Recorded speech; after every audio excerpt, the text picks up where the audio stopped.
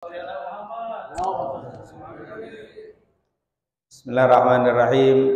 Assalamualaikum warahmatullahi wabarakatuh. Alhamdulillah wassalatu wassalamu ala Rasulillah wa ala alihi wa man walah, amma ba'd. Segala puja dan puji kehadirat Allah, salawat serta salam kepada junjungan kita Nabi Muhammad sallallahu alaihi wasallam, para keluarga, sahabat, tabi'in, serta seluruh umat yang selalu beristiqamah mengikuti sunnah-sunnahnya hingga yaumul qiyamah. Alhamdulillah, pada malam hari ini setelah sholat maghrib tadi ya, kita membaca kalimat thayyibah, kita bersolawat kepada Rasul, kita membaca Al-Quran, dan kita berdoa dengan tujuan yang paling utama adalah tanda cinta kita kepada saudara kita yang akan melaksanakan ibadah al-hajj. Sehingga kita semua berkumpul dari maghrib sampai saat ini berdoa, tidak lain dan tidak bukan agar saudara-saudara kita yang akan melaksanakan ibadah haji diberikan kemudahan dari berangkat sampai pulangnya, dijadikan hajinya haji yang mabrur dan mabrurah. Amin ya rabbal anallaha yasabuhumus salamah wa yarudduhum ila utani min salimin ghanimin mahfudin marzukin fi khairin wa lutfin wa afiyah. Ini tentunya doa-doa kita insyaallah semuanya diterima oleh Allah Subhanahu wa taala. Amin ya rabbal alamin. Dan itu sebagai tanda iman, karena memang Rasul pernah bilang begini dalam Bukhari Muslim, la yu'minu ahadukum hatta yuhibba li akhihi ma yuhibbu li nafsihi. Tidak beriman dengan iman yang sempurna seseorang itu sebelum dia mencintai saudaranya seperti dia mencintai dirinya sendiri. Kalau kita haji, kita gembira, tahun ini belum haji, tapi saudara kita pergi haji, kita gembira seperti kita pergi haji, itu tanda orang beriman. Tapi kalau yang jangan-jangan hajinya itu paling dihajiin orang, nah ini mulai hasut tuh. Ini tanda orang gak demen ini. Kalau saudaranya pergi haji malah dia gak demen, berarti imannya perlu dipertanyakan. Insya Allah kita gembira seperti gembiranya saudara-saudara kita yang mau berangkat ibadah haji. Amin ya rabbal alamin. Dan alhamdulillah memang setelah libur 2 tahun pergi haji karena COVID, maka saat ini sudah dibuka kembali. Tapi memang betul kata guru kita tadi, bahwa ini hamba-hamba pilihan yang berangkat, terutama tahun ini, karena tidak sampai 50%. Sampai sekitar 40 atau 45% yang berangkat. Semua dipotong. Yang tadinya setahun itu setiap tahun Indonesia itu sekitar 220.000 jamaah seluruh Indonesia yang berangkat, sekarang hanya 105 atau 110. Jadi hampir 50%-nya tidak berangkat. Yang plus yang biasanya setiap tahun 17.000 yang berangkat, sekarang 5.000. Habis dipotong-potong. Jadi pilihan betul ini. Oleh karena itu betul-betul insya Allah kita doakan saudara-saudara kita yang berangkat haji ini betul-betul diberikan kemudahan oleh Allah Subhanahu wa taala. Amin ya rabbal alamin.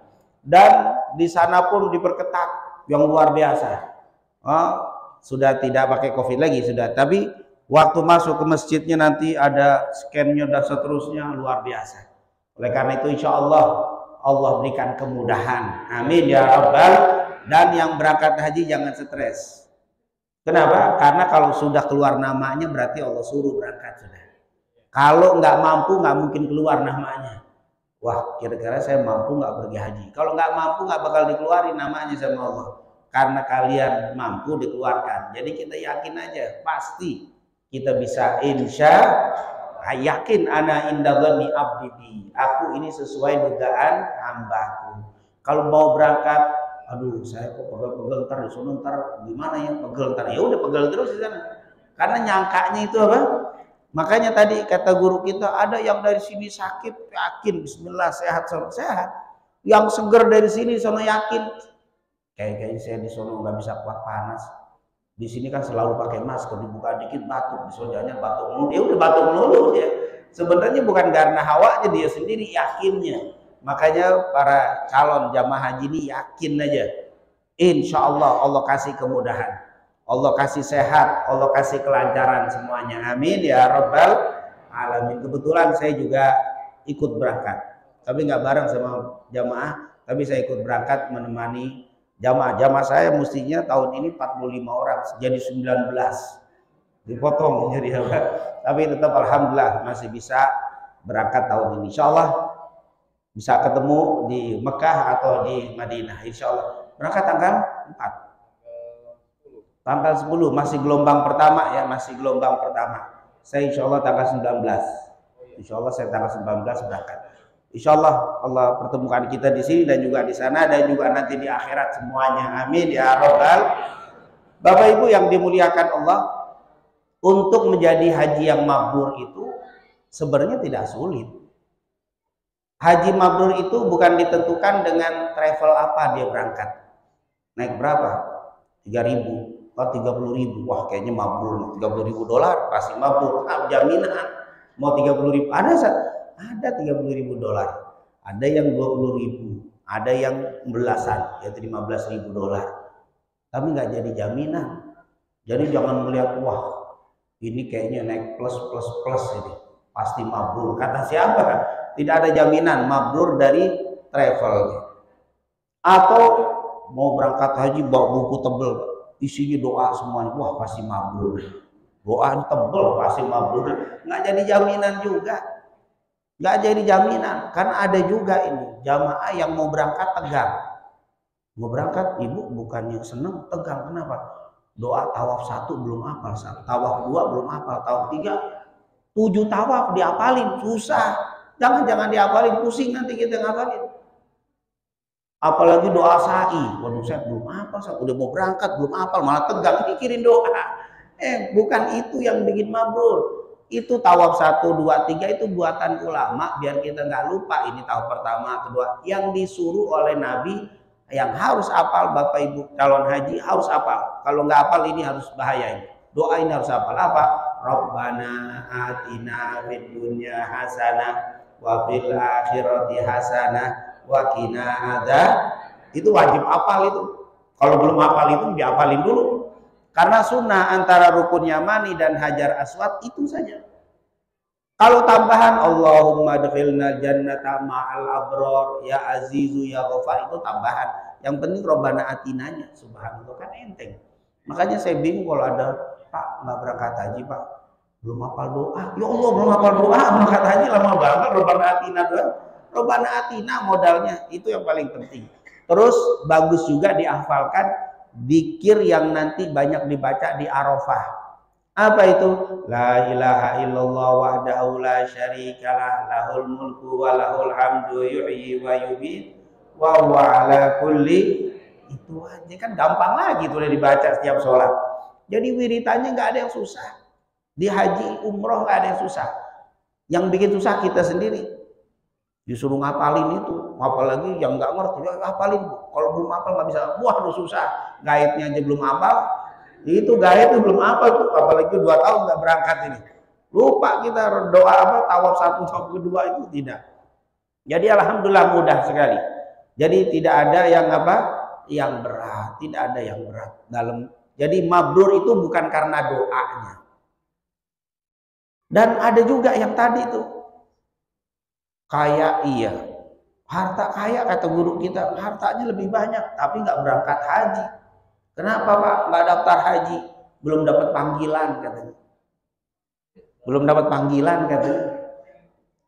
Kira-kira kita udah dapat panggilan bu semuanya?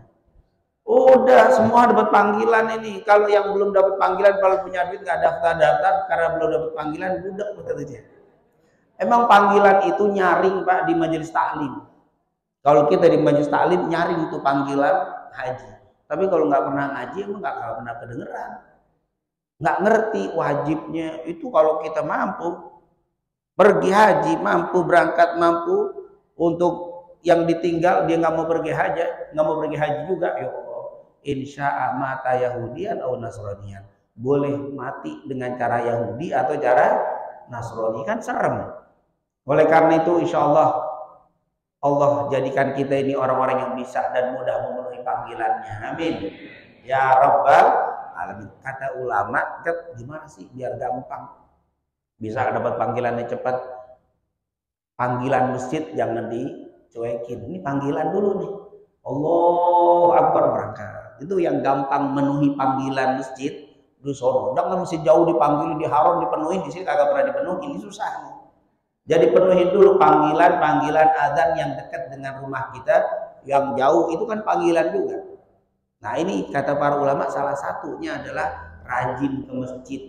Itu akan mempermudah jalannya menuju Baitullah. No Baitullah, ini Baitullah juga. Cuman ini di mana? Iya, di sini di sono di Mekah. Tapi kata ulama, Baitullah yang jauh itu akan mudah kalau yang dekat kita datengin. Insya Allah kita istiqomah memakmurkan rumah Allah Subhanahu Wa Taala. Masjid yang kita cintai ini makmur dengan langkah-langkah kita. Amin ya Rabbal. Lalu apa yang bikin mudah orang menjadi haji yang mabrur? Apa itu? Kita bisa baca surat Al-Baqarah ayat 197. Al-hajju ashhurun ma'lumat. Faman faradha fihinnal hajja fala rafatha wala fusuqa wala jidala fil hajj. Wa ma taf'alu min khairin ya'lamuhu Allah wa tazawwadu fa inna khaira zadi taqwa wattaquni ya ulil albab. Ini adalah ayat yang Allah menerangkan kepada kita kalau diamalkan ini mabrur insyaallah. Gampang ternyata kalau kita lihat. Tentunya syarat standar harus penuh. Yang pertama niat ikhlas karena Allah itu jelas. Itu ikhlas jelas. Karena kalau orang haji nggak ikhlas nggak mungkin. Karena haji ini ibadah, rukun ibadah yang pertama adalah niat. Innamal a'malu binniyat. Itu udah jelas, itu nggak perlu dibahas. Kalau ada niatnya pengen nggak untuk karena Allah, susah. Insya Allah kita semua diikhlaskan untuk melaksanakan ibadah haji ini. Amin. Ya Rabbal Alamin. Tanda-tanda orang yang ikhlas itu ketika habis haji pulang dipanggilnya kagak disebut haji terus nggak marah, itu ikhlas. Namanya kan Bapak udah biasa nyebutnya apa, nggak pakai haji, baru pulang refleks manggil apa, kagak pakai kata ha. Yang ini biasa aja. Itu berarti ikhlas. Kalau dia marah nggak tahu apa. Saya baru haji, nama saya itu undangan kagak pakai hak, kalau pakai haji dia marah. Nah ini menunjukkan kok cuma dapat itu saja marah enggak. Kita harus menghargai orang yang berhaji, hargai, karena ibadah haji ini lain dengan sholat. Sholat kita perlukan waktu paling 10 menit, modalnya juga gak banyak. Haji modal gak banyak, hanya gak makan gak minum, tenaga yang perlu, zakat paling banyak diperlukan hartanya. Tapi kalau haji, waktu, tenaga, materi, semuanya 40 hari kadang, paling cepat 23. Ada yang ekspres 2 minggu, ada juga. Tapi itu biayanya apa? Besar, meninggalkan kehidupan keluarganya, kerjaannya. Patutlah kita hargai dengan dipanggil apa? Pak Haji, Bu Haji. Itu patut, layak bagi kita. Lulus SMP aja kita kasih gelar, lulus S1 aja kita kasih apa? Dokter Andes. Wajar berjuang itu, apalagi haji.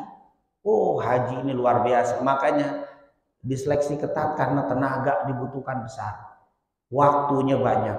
Kalau nggak kuat-kuat, ya Allah, baru berangkat nelpon. Baru berangkat sampai bandara. Enak gimana? Udah sarapan? Ya Allah, baru keluar sarapan. Situ nanyain anaknya ditinggal.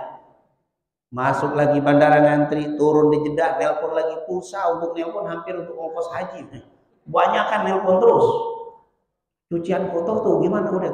Kata para ulama, Bapak Ibu kalau sudah keluar rumah itu, Bismillah mau pergi haji nih, keluar dari rumahnya, sudah jangan diingat lagi urusan apa? Ini udah serahkan. Yang berangkat ini menjadi duyufur rahman. Jadi tamunya Allah. Udah kalau kita jadi tamunya Allah, itu akan diurus sama Allah itu. Keluarga semua nggak usah pakai apa? Dikit-dikit video call. Video call mulu. Akhirnya nggak konsen untuk apa? Sudah tutup dulu kita ibadah untuk Allah yang semua dijaga sama Allah Subhanahu. Dan ini perjuangan luar biasa. Makanya wajarlah kalau mereka sudah berhaji kita panggil apa? Haji. Dan masalah peci nggak jadi masalah. Kadang-kadang kita pakai peci putih ditegur, emang udah haji Sat? Kenapa? Kagak boleh pakai putih. Nah, peci putih, peci sama aja, mau merah, kuning gak jadi masalah. Ini mah apa? Nggak ada urusan ya. Nah, yang sudah haji mau pakai peci hitam boleh, yang belum haji pakai peci putih juga apa? Nggak apa-apa. Ini simbol-simbol saja. Intinya orang yang ikhlas itu dia tidak akan marah ketika tidak dipanggil haji. Apalagi hajinya udah 2 kali dipanggil haji masih tersinggung. Mestinya saya double kan karena haji karena sudah apa? Sudah 2 kali. Dan alhamdulillah insya Allah kita semua menjadi orang-orang yang berikhlas di dalam beribadah kepada Allah. Amin ya rabbal. Di ayat ini Allah katakan al-hajju asyhurun ma'lumat. Haji itu dilaksanakan pada bulan-bulan tertentu. Jadi haji itu dilaksanakan dimulai pada bulan-bulan tertentu. Kapan mulainya? Dzulqa'dah. Makanya sekarang masih ada yang umroh nih. Kan masih Syawal nih terakhir. Yang sudah berangkat nanti tanggal 3 harus balik. Tanggal 3 ini harus balik. Atau kalau tidak balik dia paling dari Mekah ke Madinah. Dari Madinah udah nggak boleh masuk Mekah lagi. Harus pulang ke Indonesia atau ke Jakarta. Kenapa? Karena sudah terakhir tuh bulan Syawal akhir. Nanti bulan Dzulhijjah, tanggal Dzulhijjah itu sudah besok mulai masuk awal Dzulhijjah nih. Nah, sudah mulai masuk Dzulhijjah, sudah nggak ada pemberangkatan. Jadi kalau di sini tiba-tiba ada yang, Bapak Ibu, siapa yang mau umroh sama saya? Insya Allah berangkat tanggal 5 Juni. Jangan mau, nggak mungkin 5 Juni umroh. Oh, itu udah haji, udah nggak ada. Pemberangkatan haji tanggal 4 besok mulai pertama kali. Kalau udah haji bulan Dzulhijjah udah nggak ada lagi umroh. Maka jangan mau murah nih, 19 juta pun murah, langsung daftar.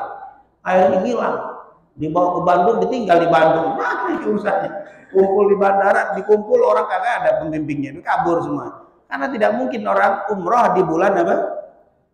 Haji udah nggak ada. Karena haji dimulai dari bulan Dzulqa'dah, Dzulhijjah, Muharram. Makanya disebut ashhur, beberapa bulan karena 3. Kenapa kok? Kan haji intinya itu Arafah, al-hajju Arafah, tanggal 9 Dzulhijjah. Tapi kenapa dimulai Dzulqa'dah? Kenapa diakhiri bulan apa? Dzulqa'dah, Dzulhijjah, Muharram? Karena memang zaman dulu orang-orang jahiliyah sudah ada aturan tidak tertulis. Memang nggak ada tulisannya. Tapi kalau bulan Dzulqa'dah, kalau ada rombongan berangkat ke Mekah, itu nggak ada yang berani musik. Nggak berani. Biasanya kalau ada rombongan mereka suka apa? Ngerampok, membegal, harta-harta diambil, dirampok. Tapi kalau bulan Dzulqa'dah nggak berani. Ini haji. Kalau berangkat haji, mereka cegat, mereka rampok, mereka tahu mereka bakal sial hidupnya. Jadi jahiliyah aja nggak berani, makanya macam-macam orang haji. Orang haji diambil tasnya, wah hati-hati itu. Itu orang haji diganggu ada di ini. Duyuf, ini para tetamunya Allah dari zaman dulu. Jadi kalau mereka berangkat bulan Dzulqa'dah aman, mau dari Mesir, dari Yaman, dari menuju ke Mekah nggak ada yang ngerampok, aman. Hajinya tanggal 9, 10, 11, 12, 13. Pulang aman karena jaraknya kan dulu sebulan. Dari Mesir itu untuk ke Mekah itu bisa sebulan. Makanya selama dari Dzulqa'dah sampai Muharram pulang pergi aman. Nggak ada yang berani mengganggu orang-orang yang mau melaksanakan ibadah haji. Jahiliyah itu. Masa kita udah modern masih iseng mau orang haji. Ini jangan sampai orang mau pergi haji jangan dipersulit. Jangan dipersusah. Dipersulit, ya Allah, ini hati-hati nggak berkah mainin apa? Uang orang-orang yang mau berhaji susah. Ini orang mau berangkat nih haji nih, mau minta izin sama saya, duitin dulu, duitin. Nah, hati-hati tuh, duitin tak berkah tuh kan apa? Minta surat pengantar aja ribet banget mau pergi haji. Nah, ini hati-hati. Jahiliyah tidak berani, takut. Ini orang-orang kalau bahasa ini tamunya Allah. Maaf ya, kalau saya punya tamu datang ke perumahan kita, terus ada yang mengganggu tamu saya, pasti saya tersinggung. Saya sebagai orang yang mau dituju oleh tamu saya, tersinggung ketika dia diganggu. Begitulah Allah Subhanahu wa Ta'ala. Ketika para tetamunya datang ini diganggu, Allah akan murka kepada orang yang mengganggu para tetamunya ini. Makanya mereka suka disebut duyufur rahman, para tetamunya Allah Subhanahu wa Ta'ala. Al-hajju asyhurun ma'lumat. Tapi bukan berarti hajinya boleh nanti Dzulqa'dah boleh nih. Kan dulu kan pernah tuh terjadi lempar jumroh tumpuk-tumpukan sampai mati, meninggal banyak, sampai ratusan, sampai ribuan. Karena waktu itu sistemnya nggak seperti sekarang. Kalau sekarang enggak, jangan khawatir, tidak ada. Kenapa? Karena sekarang sistemnya bagus. Ini sudah berapa tahun, sudah agak lama ini setelah kejadian yang banyak meninggal itu. Sekarang kloter, misalkan maktab, kalau dulu pakai maktab, sekarang tidak pakai maktab lagi, pakai syarikah. Maktab 15, keluar 15. Maktab yang lain ditahan, nggak boleh keluar.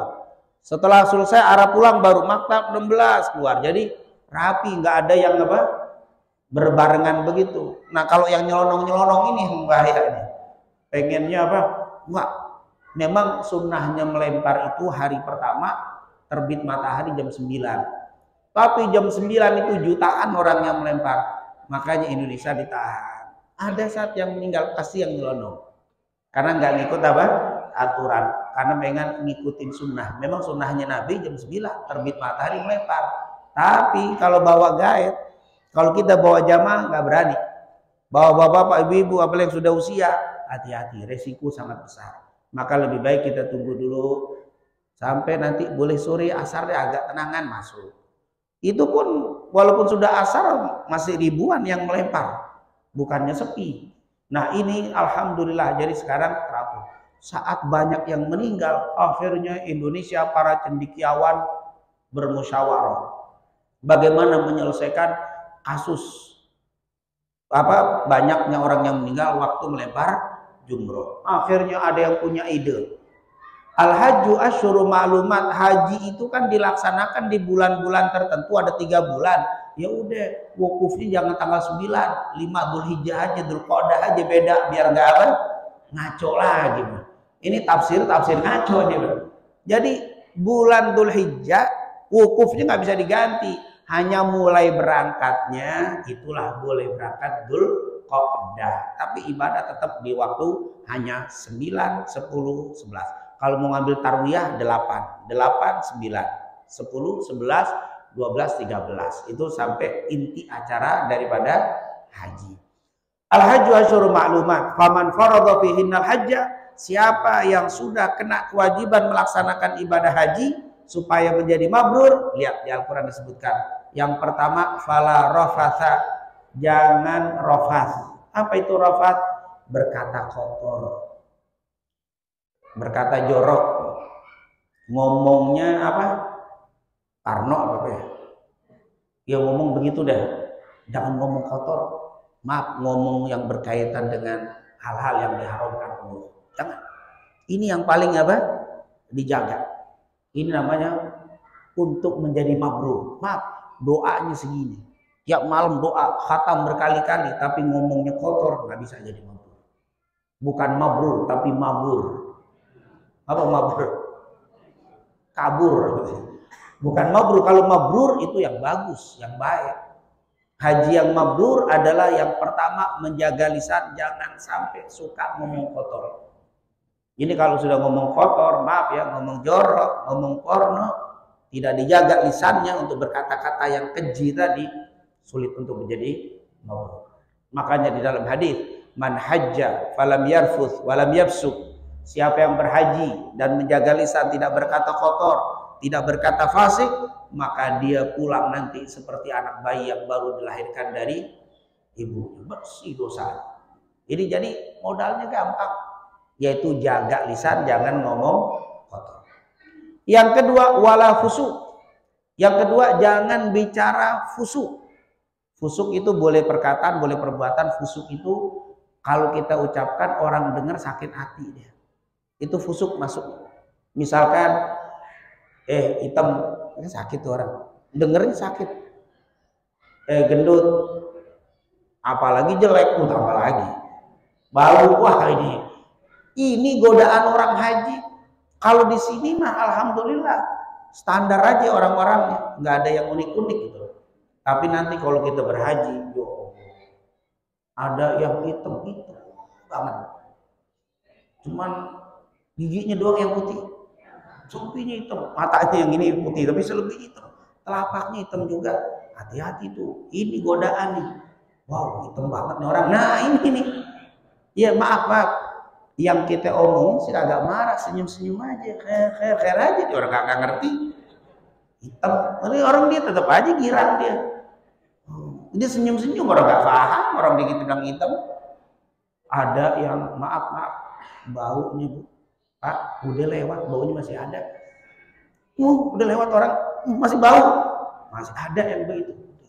Mulut-mulut hati-hati. Jangan, bau banget, makan apa nggak mandi. Nah ini hati-hati.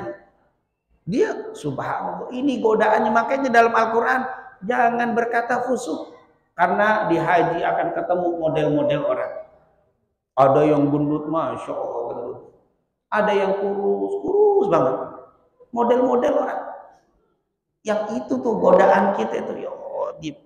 Ini kan banyak yang model begitu. Dikomentari kan model kita begitu. Gendut dikomentari, kurus diomongin, hitam juga ya Allah, apalagi bau kan udah selesai. Tawaf, kalau tawaf yang umroh enak, umroh. Tapi tawaf ifadah ini habis dari wukuf di Arafah, nanti masuk ke Muzdalifah, nginep tengah malam. Ada yang sudah keluar dari Muzdalifah menuju tawaf, ada yang langsung ke Mina. Nah setelah Mina atau setelah Muzdalifah itu tawaf ifadah namanya. Ifadah itu kan habis wukuf di Arafah ya, pakai kain ihram warna putih jadi agak kuning-kuning. Karena udah seharian, apalagi ke Muzdalifah tidur di pasir. Di Muzdalifah nggak ada tenda. Yang ada tenda hanya di Arafah, Mina. Muzdalifah tidak ada. Tidur di pasir, bangun, keringet campur, kuning, tawaf keringetan, tusuk-tusuk, wah udah baunya mantap udah. Selesai udah. Ini godaan yang berat. Maka walaupun bau udah, jangan bau, hindarin, nggak usah pakai apa. Bau banget, nah udah selesai. Ini yang bikin. Ternyata mabrur itu lisan. Rasul Al-Quran loh, bukan mengatakan ini bukan hadis, Al-Quran. Siapa yang berhaji hendaknya jaga lisan, jangan berkata kotor, jangan berkata fasik, fusuk. Walaupun yang kita omongin nggak ngerti, karena dia nggak ngerti bahasa Indonesia. Bau banget, dia sih senyum-senyum. Haji. Itu kan ngomong begitu jawabannya. Padahal kita ngomongin, kita jelekin haji aja dikira. Kan dia nggak paham. Karena bukan masalah dia paham nggak paham.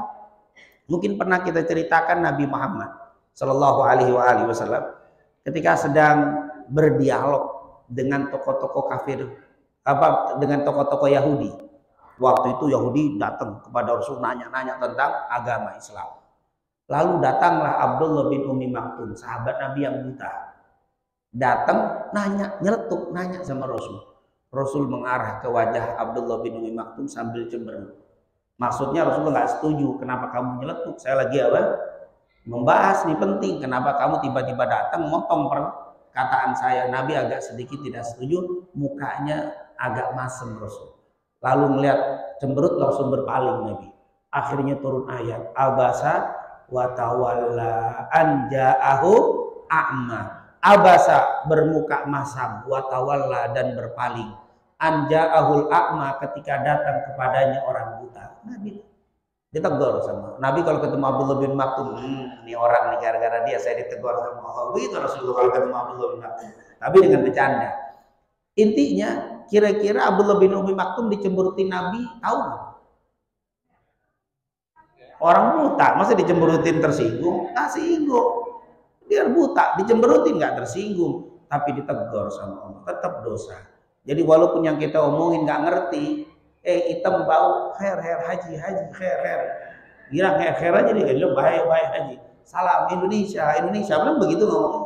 Padahal kita ngomongin dosa nggak? Dosa, kan ngomongnya jelek walaupun dia tidak paham. Ini harus dijaga. Dan maaf ini saya suka ya, setelah haji itu saya suka datang ke beberapa kloter gitu ya, ke haji itu lagi kosong saya suka jalan. Itu banyak sekali orang Indonesia ini penyakitnya habis sholat isya di Masjidil Haram, masuk ke hotel, dia makan, turun pakai celana pangsi, celana itu ya, kaos oblong, biasa deh rokok biasa ini depan udah mau haji kadang bok-bokan bawa rokok itu di depan hotel rokok. lewat orang lewat diomongin, ngobrol duduk lama-lama lewatin. Ntar orang lewat kan macam-macam tuh jamaah. Wah dia, nah, ini penyakit nih, jangan. Kalau bisa jangan terlalu banyak nongkrong apa di pinggir jalan. Kalau mau ya mungkin biasa apa tuh rokok masuk lagi ke hotel. Lebih baik istirahat, subuh turun lagi daripada duduk-duduk apa di pinggir. Memang sih, apalagi maaf, kadang-kadang orang dari luar daerah pakai kain celana pendek begitu lagi. Lu di sana aib itu. Pakai celana pendek, kainnya kadang selempangin. Kayak di kampung, kayak di sawah ini depan. Ini kenapa begitu? Dan itu sudah terbiasa. Maaf, saya pernah betul-betul di depan saya. Ini orang di Madinah. Ibu-ibu habis sholat di masjid. Habis sholat mau kena jadi buat ditahin gitu. Itu paha kelihatan. Astagfirullah. Nenek-nenek astagfirullah. Ini bagaimana negornya? Itu benar-benar mungkin biasa di apa? Di daerah dia mau kenanya di bawah begitu di jalan dia. Masih nyangkut. Astagfirullah kelihatan itu. Itu kebiasaan, astagfirullah kebiasaan. Itu mau negornya saya bingung juga negornya. Mau negornya bingung juga. Ya Allah, akhirnya ada kebetulan ada ibu yang sedang bubuk itu, ibu lebih baik lepasin aja. Dan di sana maaf nggak ada najis, karena di sana kering, panas. Kalaupun maaf ada buru buang air itu kena air sinar matahari hilang. Jadi apa namanya mau baju abaya, nah ini nggak masalah, nggak najis. Jadi lain kalau di sini kan basah. Hujan, kalau kotoran lama keringnya. Tapi kalau di sana sebentar ada burung buang air, kena sinar matahari terik, hilang sudah. Cepat. Jadi karena salah satu menghilangkan najis kan dengan apa? Sinar matahari. Jadi keras, kencing. Jadi jarang hujan. Biasanya hujan itu setelah selesai Mina. Setelah kita selesai Mina, nafar tani selesai pulang, biasanya baru hujan. Dan hampir tiap tahun hujannya setelah Mina selesai. Hujan nanti bersih. Jadi hikmah yang besar dengan hujan itu jadi apa? Wah, kotorannya bersih semua gara-gara hujan tadi. Hanya tahun kemarin sebelum pandemi. Tahun pandemi 18 ya, haji itu ya. 19 ya, itu wukuf hujan. Mina banjir. Sendal jamaah saya banyak hilang. Di bawah air. Artinya kencang, betul-betul kencang itu hujan. Kasur jamaah basah. Itu sebelum pandemi itu hujan sangat deras dan jarang. Kita nggak tahu berapa sering haji, tapi nggak pernah saya ketemuin hujan apa seperti tahun kemarin. Tahun kemarin di Arafah malam hujan, malam hujan, paginya hujan lagi. Pindah ke Mina hujan lagi, di Mina lebih parah hujan, sampai kasur banyak yang jalan, malah kasur hujan. Oh subhanallah, itu luar biasa. Dan jarang terjadi hujan seperti itu. Nah oleh karena itu di sana itu terik, jadi lebih baik biarkan saja baju apa? Kalau bahasa orang ngengser apa dia? Nggak apa-apa, nggak najis, nggak ada maaf kotoran kucing, bau nggak ada, bersih, nggak ada. Makanya kita suka ada yang apalagi Jumat nanti, Jumatan di Madinah atau di Mekah musim haji bisa sholat di jalan kita karena tempatnya penuh. Sholat di jalan nggak apa-apa, jalan bersih. Nggak ada najis tuh nggak, kecuali waktu kita sujud bau pesing mahal, tapi nggak ada.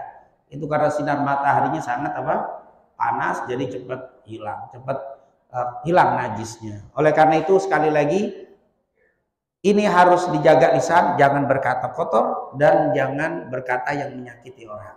Wala jidala yang terakhir, wala rafatha wala fusuk wala jidal. Jidal itu artinya berdebat. Jangan suka berdebat di dalam urusan pribadi atau urusan agama. Baru mau berangkat dari sini, sebelum berangkat ke Pondok Gede dulu, Pondok Gede dulu ngantri. Udah yang ngantri itu. Haji itu udah biasa. Masuk bandara Cengkareng ngantri. Udah jangan banyak marah, udah. Itu memang begitu haji. Makanya dalam Al-Quran, awas jaga lisan, jangan suka berdebat. Oh kalau nggak ada aturan itu ribut gitu. Kalau di Cengkareng masih Masya Allah, masuk ke Timur Tengah, masuk turun mana Jeddah. Ngantri panjang. Petugas imigrasi, mana paspor? Ayo jawab safar, mana? Tak, cetok. Atau cetok, atau lagi ngopi dulu. Kita nungguin, ya Allah dia ngopi dulu, kita udah lama-lama ngantri. Udah sabar itu ada itu. Ngantri dulu, kadang-kadang ngantri pindah ke sebelah sana, ngobrol sebelah. Nah orang pada ngantri di ngobrol dulu. Ya Allah, lu bener dah bikin apa? Ya Allah, kalau nggak kuat-kuat itu orang pada apa? Tapi begitu, itulah di tes memang kita di situ tuh. Nanti belum lagi masuk ke bis lagi, wah kadang ketemu supir, apalagi supir dia deh, aduh saya enak-enak aja deh. Naik kita kayak naik korak-korak di Ancol, itu kan kadang-kadang supir temus ya, tenaga musiman, bukan ahlinya, karena memang apa, butuh di musim haji itu dibutuhkan supir-supir yang standar juga banyak. Tapi kalau dapat supir Indonesia, wah udah paling, dan itu maaf untuk supir lebih mahal. Kita pakai bis, supirnya orang luar dibanding supir Indonesia lebih mahal. Karena paling enak Indonesia. Oh, orang sana Pak, Bu, kalau ada ketemu orang Indonesia paling Insya Allah. Indonesia, udah begitu aja dah. Di hotel kagak pernah ribut. Naik lift, ngantri kagak ada yang ribut. Kalau kepenuhan kadang naik. Kalau dia, wah kalau sudah Timur Tengah, Mesir, ketemu Pakistan, India, ya Allah. Indonesia udah paling apa? Dari zaman dulu Indonesia Masya Allah paling rapi, tidak ada ngeluhnya. Cuman mereka bilang yang nggak kuat cuma rokoknya doang katanya. Udah kalau bisa rokok udah paling hebat ya katanya. Tapi kalau untuk itu aturan paling hebat Indonesia paling rapi, subhanallah. Jadi awas, jangan suka debat, sabar deh, ngantri, makan kadang apa? Ngantri. Di sini kita biasa dilayani, kita di sini biasa dihormati, di sana ngantri gitu. Maka disinilah kita apa? Jangan, tadi kata Ustaz kita, jangan dibawa, saya kan di sini kepala ini bagian, saya kan ketua, saya di sini biasa diurusin. Wah, di sana enggak ngantri. Di sana kita harus merasa disinilah kita ibadah. Tidak ada kita yang membedakan kecuali apa? Iman dan takwa. Makanya disuruh pakai kain ihram. Yang laki mau pejabat ihramnya tetap sama. Yang miskin sama. Nggak ada bedanya. Hatta presiden kalau pergi haji ihramnya apa? Sama. Seakan-akan menunjukkan kita di hadapan Allah itu adalah apa? Sama. Karena semua pakai ihram. Nggak ada. Walaupun partainya apa, nggak ada pakai baju ihramnya kuning, ihramnya biru. Nggak ada. Ihramnya putih semuanya. Rasulullah SAW nyuruh apa? Biar kita sama di hadapan Allah Subhanahu wa Ta'ala. Ini debat jangan. Dan yang kedua, jangan debat dalam urusan agama. Urusan agama jangan. Di sana Bapak Ibu akan bertemu dengan orang yang bermadhab Hambali. Di sana akan bertemu dengan madhab Maliki. Di sana ketemu dengan madhab Hanafi. Di sana akan ketemu dengan madhab Syafi'i. Di sana ketemu dengan Syiah. Di sana ketemu dengan apa lagi? Semua aliran ada.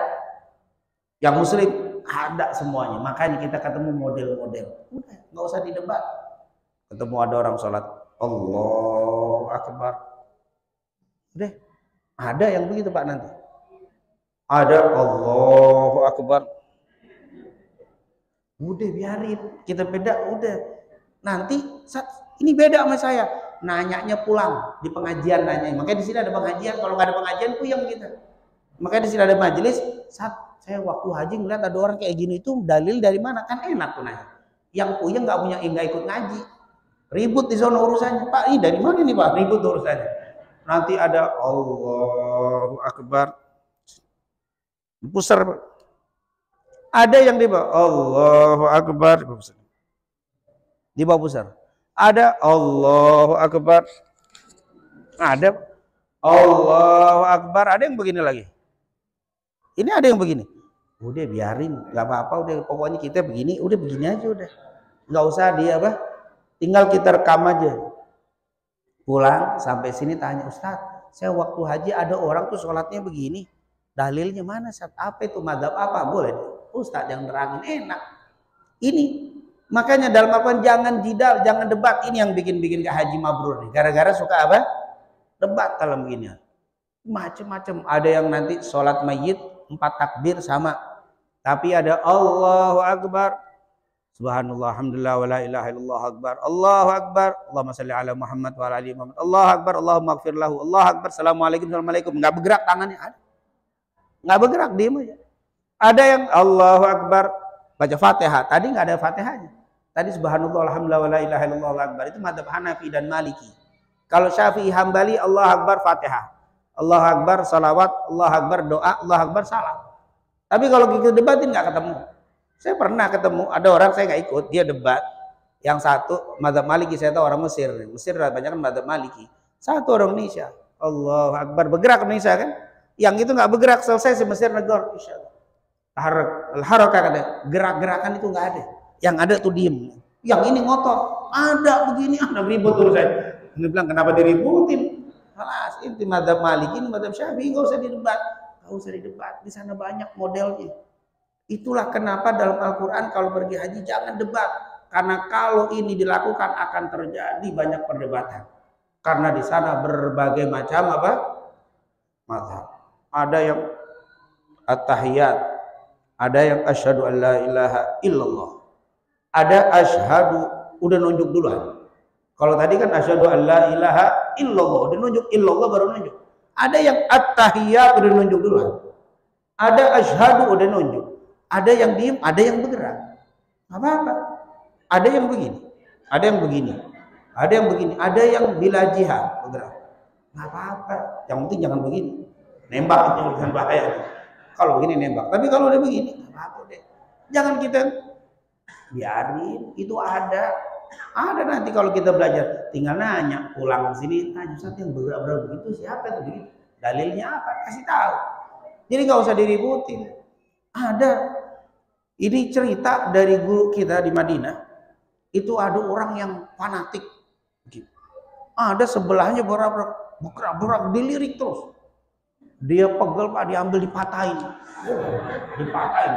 Emosi mungkin kata dia. Ini membuat saya nggak khusyuk. Dia marah dipatahin. Dipikir itu yang keluar dari syariat. Karena nggak paham. Mestinya biarin aja udah. Mau begitu biarin aja udah. Nanti baru kita apa? Tanyakan di sini. Kan kita ada majelis. Makanya ini pentingnya ada majelis ilmu. Begitu juga kita jangan berubah-berubah.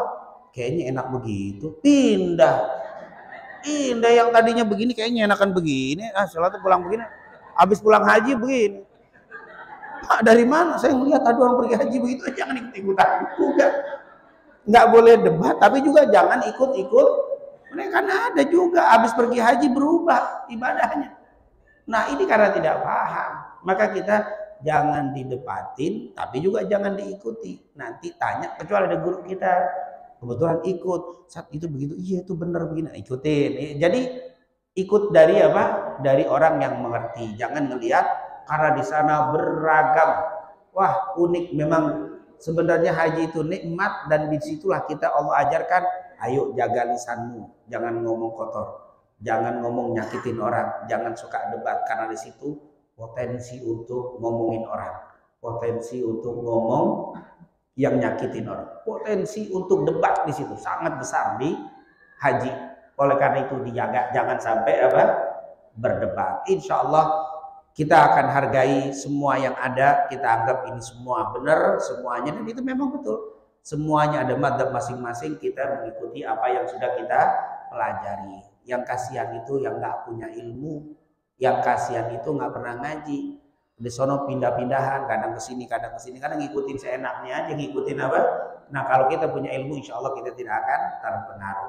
Inilah yang dijelaskan dalam Al-Quran. Fala rafath, wala fusuk, wala jidal. Wa ma taf'alu min khairin ya'lamullah. Apapun kebaikan yang kamu lakukan, Allah tahu. Maaf, di sana Bapak Ibu yang dimuliakan Allah, terutama calon-calon haji. Di sana jangan segan untuk membantu atau melakukan kebaikan sama orang. Kadang-kadang kalau di kampung kita suka bantu orang karena dikenal, tapi di haji kita nggak kenal banyak orang. Tapi tetap kebaikan jangan diputus. Wa ma taf'alu min khairin ya'lamullah. Apapun yang ibu bapak lakukan di sana walaupun tidak dikenal, Allah tahu. Nanti di hari kiamat akan datang tuh orang yang kita bantu. Karena di sana kadang-kadang terutama bapak yang masih muda, alhamdulillah di sana banyak yang nanti ada. Kadang-kadang macam-macam. Nah itu kalau bisa kita jangan tidak peduli. Oh ini bukan teman saya, bu enggak. Siapapun mereka itu adalah saudara kita. Innamal mu'minuna ikhwah. Wa ma taf'alu min khairin ya'lamullah. Yang terakhir, wa tazawwadu fa inna khaira zadit taqwa. Berbekallah kalian. Jadi Bapak Ibu yang dimuliakan Allah, terutama Bapak-bapak yang bekerja haji dan Ibu, jangan modal tawakal. Artinya berangkat, Bu nggak bawa modal, udah tawakal aja. Oh nggak boleh, harus bermodal. Apa itu modalnya? Maksudnya bawa uang secukupnya, bawa secukupnya. Tapi juga jangan emas dibawa, nggak ada bahan. Emas dibawa mau ngapain? Haji bawa emas. Di Solo banyak emas gede-gede. Itu kalau kita Masjidil Haram, emas gede-gede. Minder kita pakai emas segini, gitu minder. Jangan dipakai, udah dibawa, jangan dibawa deh. Yang kira-kira perlu aja, yang nggak perlu jangan. Kenapa? Karena kadang-kadang maaf, bukan tidak ada Bapak Ibu berangkat bawa apa? Wah di bandara itu gini aja bawanya, bawa ngeliatin apa? Ngapain bawa emas banyak-banyak dipakai, ya Allah perhiasan, nggak usah dibawa, simpen. Itu bukan disuruh kita, enggak, disuruh kita berbekal uang yang cukup, jangan terlalu banyak. Kalau terlalu banyak yang ngabisinnya, muter aja tawaf. Tawaf di mana? Pasar nggak habis-habis. Itu kebanyakan nih gaet-gaet itu satu saja yang membimbing, tanya deh jamaahnya, lebih banyak tawaf di Ka'bah atau tawaf di mana? Yang minta temenin tawaf ke pasar, tawaf pasar 5 jam nggak terasa. Penyut-nyutan betis nggak selesai. Tawaf itu sebentar, ya Allah. Jangan terlalu banyak lah bawa bekal itu, tapi tetap harus bawa. Tapi jangan berlebihan. Maaf kalau berlebihan ini nanti sesuatu yang hilang tujuan utama. Jadi sekali lagi emas, sekali lagi perhiasan jangan dibawa. Bapak Ibu maaf jangan dibawa sudah. Taruh aja di rumah kita, simpan yang kita bawa wa tazawwadu. Tetapi ingat, bekal yang paling bagus adalah takwa. Jadi yang diperbesar itu ketakwaan tadi kata guru kita. Takwa yang harus diperbesar bekalnya, bukan bekal apa?